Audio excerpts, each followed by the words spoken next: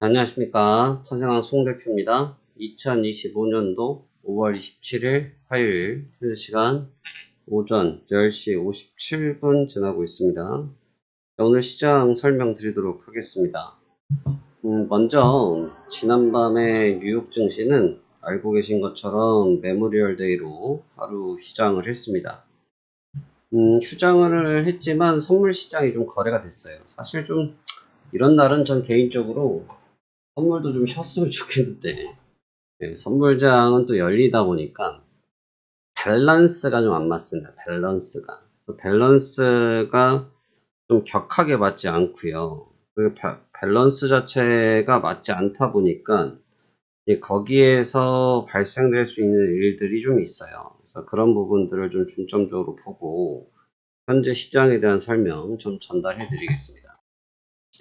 먼저 아시겠지만 지난 시장에 미국장은 휴장을 했기 때문에 볼 건 없었지만 선물 시장은 거래가 이루어졌죠. 그래서 선물 시장에 대해서는 우리가 살펴볼 부분은 있습니다. 선물 시장은 사실 어제 선물 시장도 좀 별게 없었어요. 별게 없었는데 어제 시초가에 트럼프의 멘트로 한 방 뻥 하고 뛰어 오른 뒤에 사실은 그냥 놀아버렸습니다.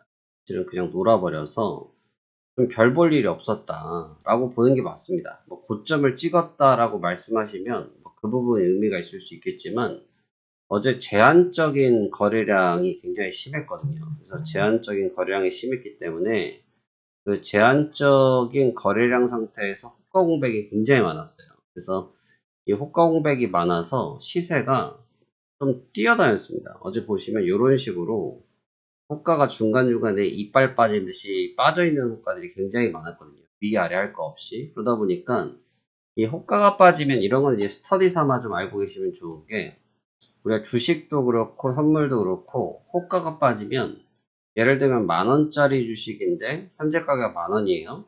근데 이제 1,500원까지 호가가 빠져 있으면 1,600원까지 그냥 순간 이동합니다. 예를 들면 그렇다는 얘기예요.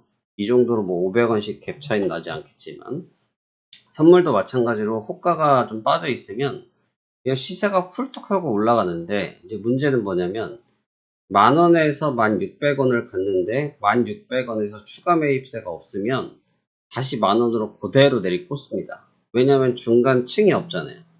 여러분 예를 들면은 뭐 바닥이라고 쳤을 때 바닥에 밑작업을 안 한 상태에서 위에다가 아슬아슬하게 합판을 올려놨다 쳐봅시다.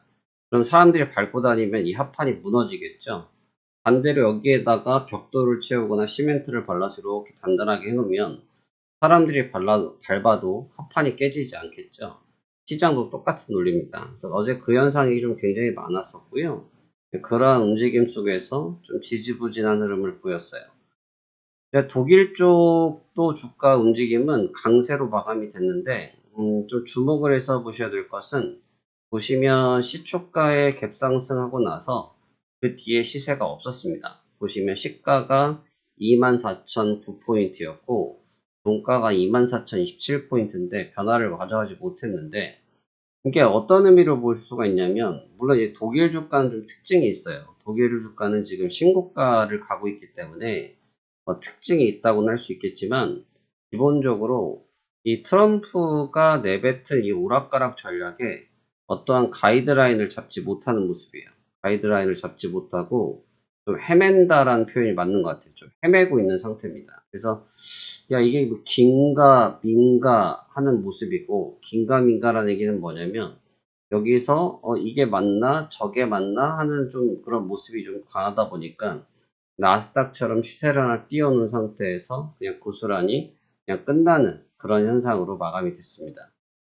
긍정적으로 평가를 할 수도 있고 부정적으로 평가를 할 수도 있는데 제가 봐서는 그냥 무난했다. 그냥 뭐 무난했다는 정도로 보는 것이 적절하다고 생각이 됩니다. 그래서 무난했던 장이었고 유럽장, 영국장도 어제 휴장이었거든요. 그래서 스프링뱅크 데이를 이제 뱅크 홀리데이죠. 뱅크 홀리데이로 어제 휴장했기 때문에 유럽장 전체적으로 움직임들이 다소 제한성이 있었던 날이었다. 이렇게 설명드리겠습니다. 지금 구간에서 보면 그러니까 우리 그 뻥축구 아세요, 여러분? 뻥축구? 이거 좀 연세 있으신 분들은 아실 내용인데 옛날 우리나라 축구를 가지고 뻥축구라고 많이 했어요. 왜 뻥축구라고 많이 했냐면 이렇게 볼대에다 이게 하프라인이 있고 골대가 있잖아요. 골대가 있으면 그냥 가운데서 뻥 차놓고 그냥 뛰는 거야. 그래가지고 골대를 골을 넣으려고 하는 아주 단순한 전략을 썼다 이거죠. 그걸 뻥축구라 하는데 뭐 요즘 축구는 뭐 이렇게 보통 이제 빌드업을 해서 만들어 가면서 측면, 뭐 전면 이렇게 삼각편대를 조정을 해서 골을 넣는 걸 요즘 트렌드라고 하는 것 같은데 뭐 전 축구 전문가 아니라 모릅니다. 뭐 들은 얘기예요. 여튼 뭐 그런데 지금 시장이 약간 그런 뻥축구 느낌이 있어요. 시세를 빵 때리고 하는 경향이 있는데 본질적인 주가의 흐름은 강하지가 못해요.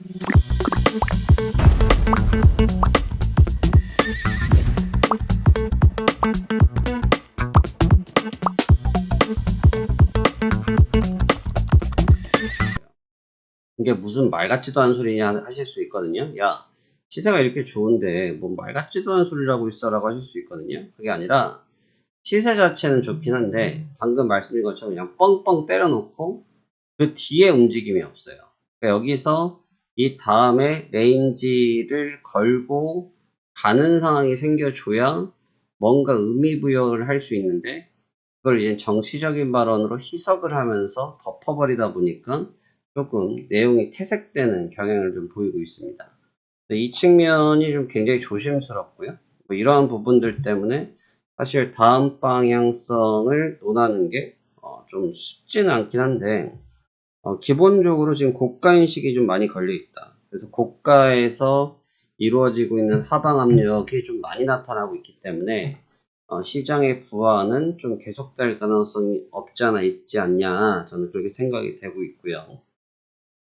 지금 이제 엔비디아 실적 발표가 기다리고 있고 그 다음에 이제 FOMC 의사록이 공개가 예상이 되고 있는데 다행스럽게 지금 국채가 조금 다소 진정되고 있긴 해요. 다소 진정되고 있긴 한데 여전히 국채 위치 레벨대가 4.4, 4.5를 턱걸이하고 있는 상태이기 때문에 언제든지 4.5 이상으로 땡겨 올려도 누구 하나 욕할 수가 없는 자리거든요. 그러면 얘가 어느 순간 4.5 이상으로 때려 올리게 되면 그때부터는 주가의 부담이 확 걸리는 상황이 생기다 보니까 조금은 조심스러운 데이터가 되겠고요. 근데 이제 결국은 이제 FOMC 의사록이나 이런 내용들은 제가 어제도 밝혀드렸던 것처럼 이미 답지가 좀 있는 상태입니다. 그래서 이미 답지가 좀 있는 상태이기 때문에 답안지가 있는 상태에서 나오는 부분들이 어느 정도의 민감도를 보일런지 이것이 중요한 골자가 될 것 같습니다. 지금도 보시면 조정을 받고 있거든요. 그러니까 조정을 받고 있는데 지금 잡아먹고 있는 시세 위치가 어디냐면 바로 이제 어저께 트럼프 대통령이 뻥 하고 차는 위치를 잡아먹기 시작했습니다. 그러니까 트럼프 대통령의 말이 뭐 문제가 됐다라기보다는 뭐가 이제 가장 시장에서 좀 부담을 갖고 있냐면 결론이 없어요.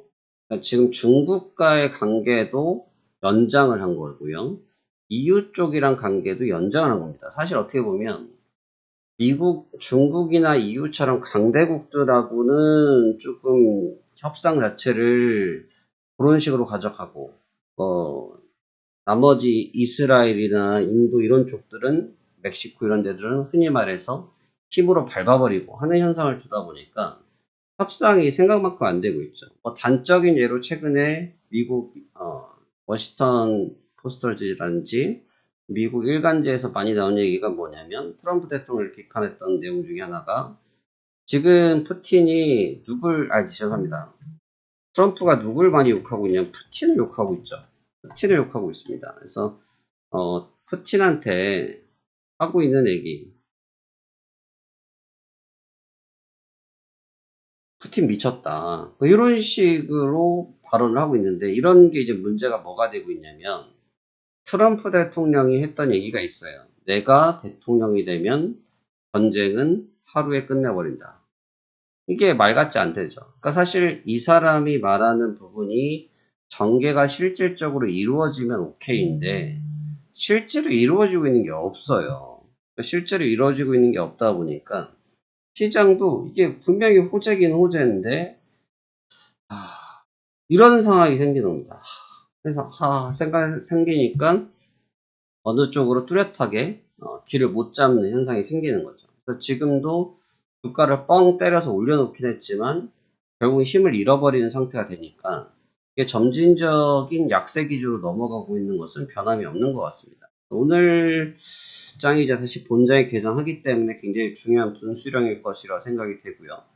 만약에 이 저점을 지키게 되면 어느 정도의 바닥을 형성하면서 가려고 하는 경향을 보이겠지만 이번 저점마저 깨지게 된다고 하면 지금 보시다시피 다우지수의 일봉이 트렌드상 꺾였습니다. 꺾였기 때문에 지지를 받지 못한다고 하면 추세가 처진다고 보는 게 적절해 보이거든요. 그러니까 처진다고 봤을 때 하방 압력이 강력하게 걸릴 가능성이 있다. 그래서 그 점을 좀 대비할 필요가 있어요. 지금 보시면 캐나다 연기금이라고 하는 캐벡주 연기금이 지금 미국에서 포트폴리오를 빼고 있습니다. 그 대부분 기관들이나 사모펀드들에서도 미국적 포트폴리오를 좀 조율하고 있어요. 그러니까 조율하고 있는 게 여러분 이런 얘기하면 딱 이런 얘기하면 조회수가 확실히 차이가 나거든요. 근데 이게 시장이 빠지라고 제사를 지내는 게 아니고 무슨 얘기냐면 포트폴리오를 조정하고 있다는 건 받아들이라는 얘기죠. 그러니까 대비를 좀 하라는 얘기예요. 그러니까 그렇게 대비를 하고 있는데 우리는 그냥 에라 모르겠다 하고 난 내 갈 길 가겠다. 이거는 아니라는 거죠.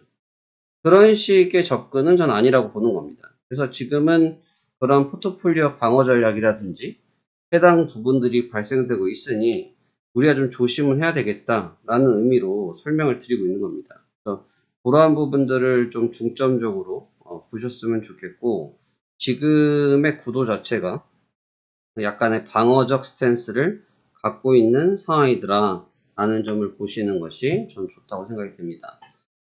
일단 분위기가 지금 글쎄요 이유 쪽의 관계에 대한 부분들도 비판이 너무 많고 이게 뭐 부정해서 사서 호재해서 팔아라 이런 느낌의 내용은 또 아닌 게 차라리 그런 내용이 있었을 때 시장이 주구장창 밀려버렸으면 뭐 그런 식의 의미 접근도 될 것 같은데 지금은 그러한 느낌은 또 아니고 그러한 느낌이 아니잖아요. 그런 느낌이 아니고 전혀 좀 다른 관점에서의 전개가 이루어지고 있기 때문에 우리가 다소 조심할 필요는 있는 것은 자명한 사실인 것 같다. 저는 이러한 말씀 전해드릴 수 있을 것 같습니다. 그래서 오늘은 방어적인 전략을 저는 펼칠 생각이고 어제도 그런 전략을 사용했고 지금은 그러한 국면이 저는 좀 더 적절하다라고 의견을 보고 있습니다.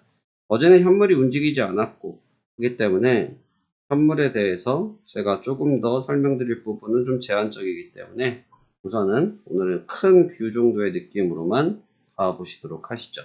그럼 오늘도 성공 투자하시길 바라겠고 시황 브리핑은 여기서 마무리 짓도록 하겠습니다. 감사합니다. 화생왕 송 대표였습니다.